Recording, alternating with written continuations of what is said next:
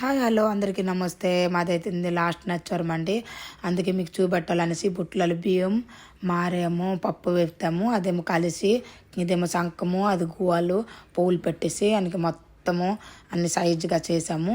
ఇదేమో లక్ష్మమ్మ చీర కట్టేసి పద్మ పువ్వు మొత్తము సేవితి పువ్వులు అన్ని పెట్టేసి లక్ష్మమ్మకి చక్కగా అలంకరించామండి.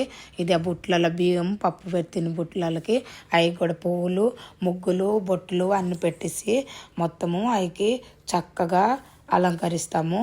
అంటే మధుడిసలోని ఎట్లాగే చేస్తారు. లక్ష్మమ్మ పక్కన మాదేమో జగన్నాథుడు ఉంటాడు, జగన్నాథ బలభద్ర సుభద్ర అక్కడ ఉంటాడు.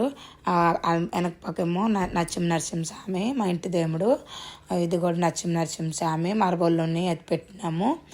మరి ఇక్కడేమో వచ్చి మాది నారాయణ, ఇదేమో హనుమంతుడు, ఇదేమో రామలక్కన్ సీత, ఇదేమో సింహాచలం స్వామి, అంతే నరసింహస్వామి, అంతే మా ఇంటి తమ్ముడు కాబట్టి మాకు బాగా ఇష్టం.